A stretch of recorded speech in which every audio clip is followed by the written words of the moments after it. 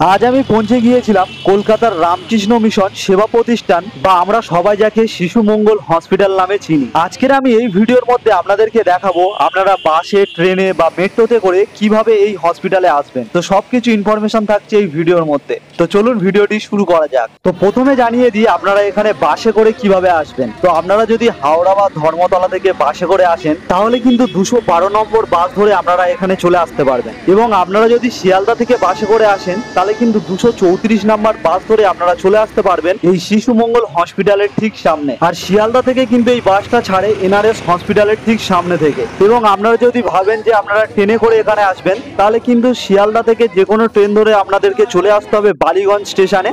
এবং বালিগঞ্জ স্টেশন থেকে আপনাদেরকে চলে আসতে হবে গড়িয়াহাটের দিকে। তো এখানে দেখুন যে ওভারব্রিজটা এরকম এখানে নেমে গেছে।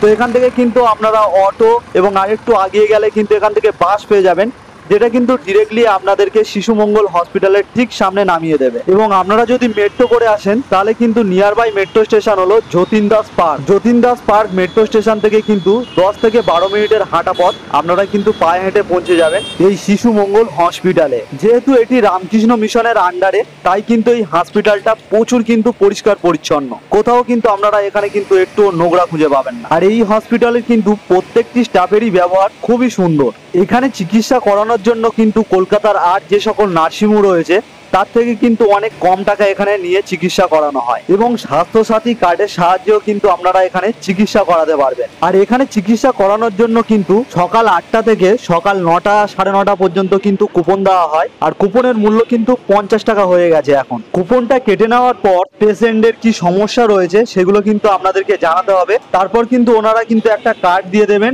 সেই কার্ডটা দিয়ে কিন্তু আপনাদেরকে ডক্টর দেখাতে হবে। আর এই হসপিটালে কিন্তু 10টার মধ্যেই কিন্তু সমস্ত ডক্টর কিন্তু চলে আসে। এবং রবিবার যেহেতু ছুটির দিন সেই দিন কিন্তু ডক্টর কিন্তু অনেক কম থাকে। এবং এই হসপিটালে যদি আপনার কোনো পেশেন্ট যদি অ্যাডমিট থাকে তাহলে কিন্তু এরকম নিচে থাকার ব্যবস্থা রয়েছে। খুব একটা বড় না কিন্তু খুবই পরিষ্কার পরিচ্ছন্ন, খুবই সিকিউর ভাবে কিন্তু আপনারা এখানে থাকতে পারবেন। এবং যথাযথভাবে কিন্তু পরিষ্কার পানীয় জলেরও ব্যবস্থা রয়েছে। এই হসপিটালে চিকিৎসা করানোর সময় কিন্তু প্রচুর কিন্তু এখানে টেস্ট করতে বলে। সমস্ত কিছু কিন্তু এনারা যাচাই করে তারপর কিন্তু চিকিৎসা শুরু করেন।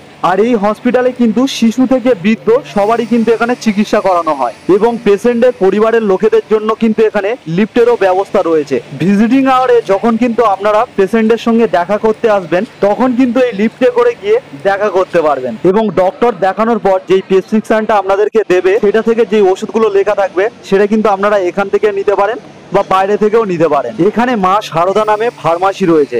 আপনারা যদি এখান থেকে ওষুধ নেন তাহলে কিন্তু 30% ছাড়ে কিন্তু এখান থেকে ওষুধ কিনতে পারবেন। এবং না কিনতে চাইলে কোনো ব্যাপার না, বাইরে থেকে নিয়ে নিতে পারেন। এবং হসপিটালের মধ্যে যদি আপনাদের সঙ্গে কোনো সমস্যা হয়ে থাকে তাহলে কিন্তু এখানে মহারাজ থাকেন, মহারাজের সাথে কিন্তু আপনারা কথা বলতে পারেন। তো কেমন লাগলো আজকের এই রামকৃষ্ণ মিশন সেবা প্রতিষ্ঠান বা শিশু মঙ্গল হসপিটালের ভিডিওটি যদি হেল্পফুল হয় অবশ্যই একটি লাইক করে দেবেন। আর এরকম ভিডিও পেতে আমার চ্যানেলটিকে সাবস্ক্রাইব করে রাখবেন।